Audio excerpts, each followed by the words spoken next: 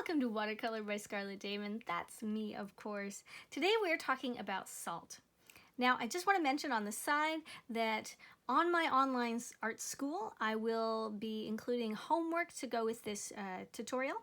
There will be a class assignment, pictures, references, all the little things we've got going on here, descriptions, lots of fun stuff, downloadable things. It's all there on my online school, and I'll put the link below. So let's dive in. Now, first of all, I have thought about doing salt forever, and the reason why I've taken the time to teach you now to do this tutorial is because in a few days we're going to be doing other tutorials which will involve salt as part of that tutorial. So I need to be able to reference back and say, click here and go there and see the salt video and then come back and continue watching that other tutorial. So I went to the store and I bought some salts. Just for you. So I have some kosher salt, some pickling salt, some coarse sea salt, and some rock salt. And it was really important to me that I actually went to the bulk barn and picked these up because they were only a few cents, and I didn't want, for pickling salt, for example, I really didn't need a kilo worth of salt, and it's pretty hard to get pickling salt in small containers. So that's one tip. If you're looking for salt, go to the bulk barn or whatever kind of bulk place, preferably where you can get it, in your own bags. Take as much as you need and try to get different types. This is table salt and this is Himalayan pink salt. And if you look closely, I'm not sure if you guys can tell, but there are little bits of blue in there. So I do take, if I've used just one thing, I will take the salt and put it back into the container. And yes, some of that might mix into the next painting, but I think that would add interest and it would be like a happy accident. I would be happy that that would be happening. So, so I will reuse the salt. I'm not going to sprinkle it and then toss it. Salt is also one of those things that's a little complicated. If you eat it, it's fine. If you just toss it into the water and out the window, or out into nature, it can mess with our ecosystem. It kills snails and frogs and eventually turtles and other things. So it's not something that you want to be releasing into the world. So if we can use it over and over, if, obviously it's not used up. This is just, these are pretty big chunks, right? And you can see some of these are blue. So they've absorbed the paint, but there's a lot of salt left. So I'm just putting it back. I could probably even wash it off if I wanted to. Don't eat the salt once you've put it on your picture. I know these sound like really silly things to mention, but some of my students are quite young, so don't eat the salt after it's touched paint. In fact, make sure that you have salt that's separate. I also have some really tiny salt containers, some little glass salt shakers that are just adorable. And they're fun to have on my desk because they're so small. Like these are quite large. If I want to just lightly sprinkle it, it can always just live on my paint table, which is perfect. In my opinion, what's really important when working with salt is not so much the type of salt you use, but the timing. The moment that you drop the salt in, how wet is the paint? How dry is the paint? How dry is the paper? Is it soaking wet and the salt is just, dissolving out? Or is it almost dry? Or is it, does it have a sheen? That is what I think is really, really important. So this is a dried example. And we can see all of these little spots. This is all from salt and different types of salt. We've got some big chunks down here, which is the Himalayan salt, and then we've got some table salt up here. Up here, however, it was really dry, and down here there was a lot of wet. It was still pretty damp, or pretty wet actually. I think there's a big pool of water here. So depending on the wetness, we can see that the salt sucked up a little bit more, and a lot. And what's happening here is the salt is not making a mark going out, it's pulling the paint in. So it's actually like stealing the paint away, and it's leaving a blank space as it removes that paint, which is such a neat idea. So let's move to a piece of paper. I need a bigger one than this. Here's an example of paint on water. Now, if you've watched the tutorial on blooming, you'd know that there's a little bit of blooms or runbacks going on. Not so much cauliflowers, but there's a lot of mixing going on here. It's very interesting. It's very beautiful. And as I turn it, I could probably find something nifty in here. Maybe like a giant cloud and rain falling, or, it looks like weather. Totally feels like weather to me. Or maybe a waterfall. Oh yeah. Ooh, look at that. A waterfall and some trees in the front. and some foliage going up the side and more the other side, and then some wild weather, and then we could totally continue it up here. Ooh, this is cool. Okay, so let's do that. Let's take a second to do this. So if we continued the weather on the top, and yes, we're gonna add salt. So before we get into our actual study, let's have a little fun and just paint. This is a painting channel after all. I've gone ahead and put a little bit of water in here while I was talking to my husband on the phone, and I've left this part in the middle nice and white because it's really pretty as a waterfall. I like that a lot. I'm just wetting the whole thing. Now, I don't know if I really want to lift anything or move it around. We'll see what's going on. I do want to make sure there aren't too many pools of water. But that's just my preference because I don't like the way the blooms look. If you like blooms, go ahead. You do as many blooms as you want. The other thing is where it's really dark, I'm going to put dots. I'm going to add the stars. So if we imagine that this in the center is the pure sky, and this is maybe more cloudish, right? So it's kind of roughing it out intuitively here, just having some fun. There's no pre-plan for this, no plan at all for this. In fact, this was actually entirely done for a cover shot of a different tutorial. You might recognize it from yesterday's tutorial. Yeah, so now the clouds, right? The clouds is scattered clouds. So some of these spots are open, where the clouds are pushed back and we're seeing the actual dark sky. And other spots, the clouds are coming in. So the easiest way to do that is to paint the negative, not the positive. So the clouds would be the positive because they're closer, and the negative is what's between your subject, which is the sky. So I'm painting the sky, not the clouds. And also it's a night thing, so you maybe wouldn't even really see the clouds. You just kind of know they're there. And move it around a little bit. I know it looks really, really dark. It won't look this dark when it dries. Watercolor always dries lighter. So here, and this might turn into a monochromatic. I really like doing monochromatics. Have you guys noticed? Deep dark scene. So here we've got some beautiful foliage, and for the foliage I'm just tapping it in, kind of tapping in some of the outer edges here and maybe over here, staying a little bit away from that really wet stuff because I don't want these lines to bleed too much. So when the paint is thicker than the water, it's less likely to bleed as much. If it's thin paint and thin water, you're going to have a lot of spread. There's a little bit of spread, but it's not flowing all the way across the page yet. There's a lot of paint. This is really thick. So here we've got, just come in here and really capture that edge as a sharp edge. And maybe here too. Just breaking it up, giving it a little bit of texture. Okay, you see how cool that looks? A little bit more. These are broken lines. We're going to talk about broken lines later in another tutorial, why they're interesting, why people do them. But essentially it's broken lines. So it's not really a dot, but it's like a series of wiggles, dots, and lines. I like to call it dancing. It's like my brush is dancing on the page, kind of randomly going wherever it feels like going. Sometimes sliding. Sometimes it's skating. Sometimes it's hopping. You never know. Then I might come back and just smear it all in, because that's what you do. And down here, do some of that too. Now, what I just did right here is cool. There's a lot of paint at the end of my brush, but nothing at the, sorry, there's a lot of paint at the tip, but nothing at the end. So I'm able to move this, and if I push my brush down a little bit, because it's so fat at the end, it actually wipes up or keeps this part light and that part dark. Does that make sense?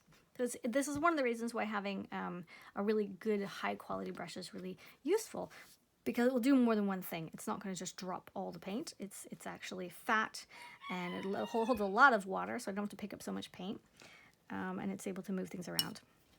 So that was, you know, that's very beautiful. Something I would not think about except when I'm trying to explain how it works.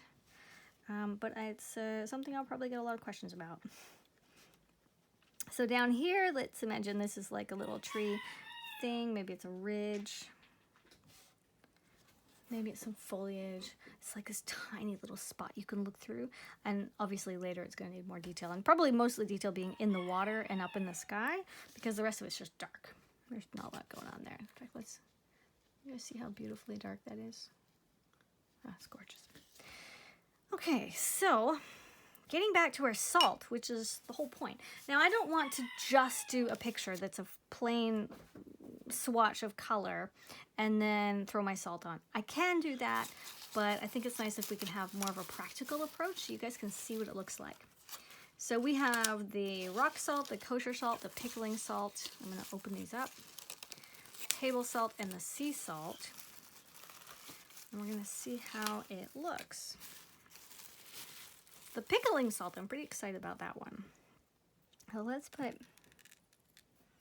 pickling salt around the edge, just on the edge here and here. We can also see that this is where there's a lot of moisture, so we'll see, right? There's more moisture there. Okay, and if we do something like rock salt, maybe here on the edges, where it probably won't pick up anything because it's not very wet at all.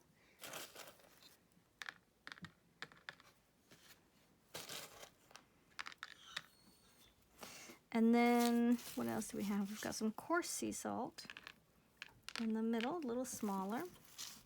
Just going to put in a few. Some kosher salt, which people just rave about kosher salt. Put some kosher salt here. So this will be like tons of foliage going on down here on the sides. Okay. And I'm still not really convinced that we're going to get a lot of action. So I want to, maybe not so much, just sprinkle a tiny little bit of sea salt across the top.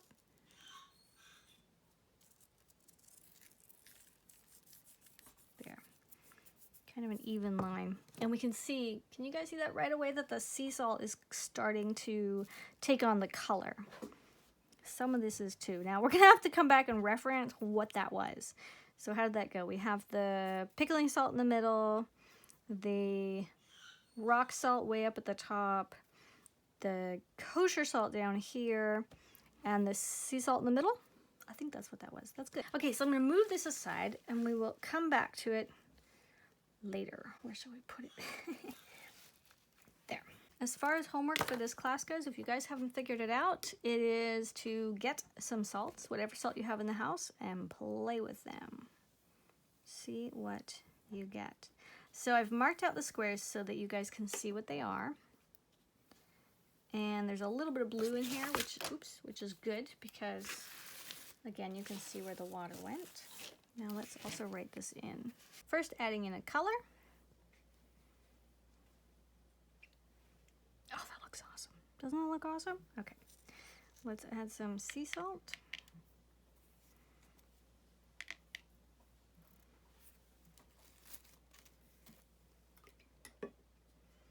And I'm going to use the same paint for each one because paints do change. They might actually affect the salt differently. Some are granulating and some are not. Granulating means that it's going to break up into more of a rough. When it was initially made, the way that they grinded it, there's more particles in the paint, and so it granulates. It goes back to those original particles. A lot of handmade paints will be granulating, or for example, a lot of Daniel Smith paints are granulating. And it can be a lot of fun, especially if you want good texture in your work. But when it comes to salt, it can possibly change your outcome. So I want to use the same one. So let's put a little there. And then this one.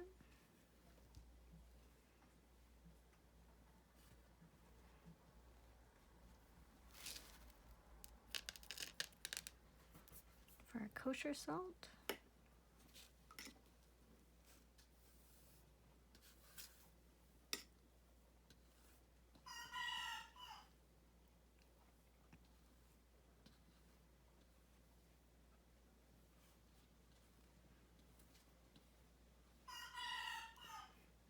Okay, I'm trying to make sure that the paints are about the same consistency. So this is rock salt. Let's put the bigger rocks in here. These are huge chunks of salt. What would you use this for? Other than like decoration. Wow. And then we have table salt. Now part of why I'm putting the water down first is to make sure that it's wet, nice and wet, but also so that we can watch the paint move because it's so pretty when it does that.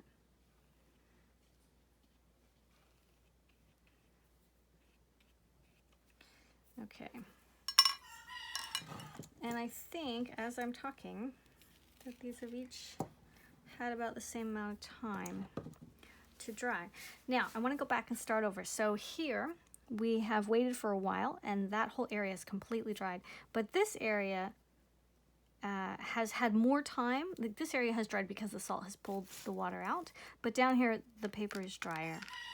Okay, so this is adding it directly, and then not here, it's completely dry, so that one won't work. I'll have to add a little more water. Okay, and I'll come back.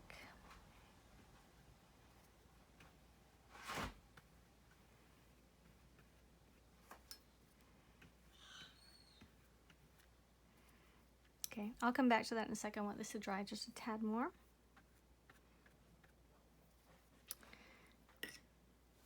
Okay, and then we have our kosher. Let's see what that looks like when it's a lot more dry.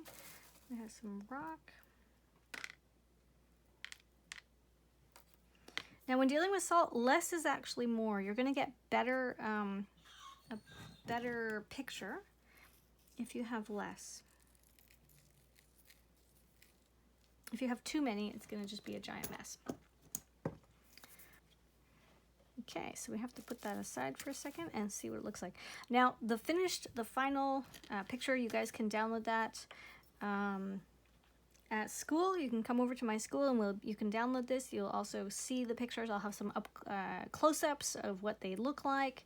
It's all very hard to do in a tutorial like this, but on today's assignment on my school, we'll definitely be able to have more details.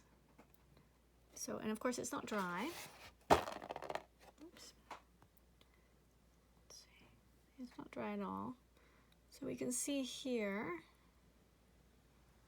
that something's happening.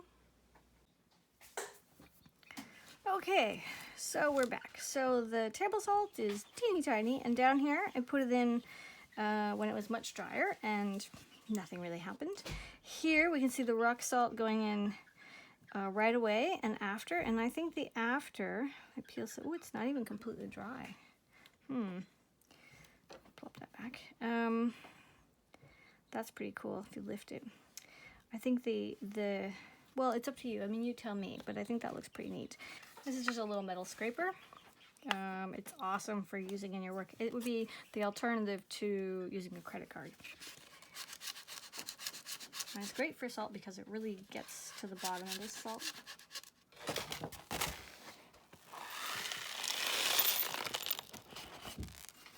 Table salt, rock salt, kosher salt, pickling salt, and last but not least, sea salt. And boy, do they ever make incredibly intriguing marks. Oh, I can see so many pictures happening in there. Then we have this. It's still not totally dry, but it is dry on the edges.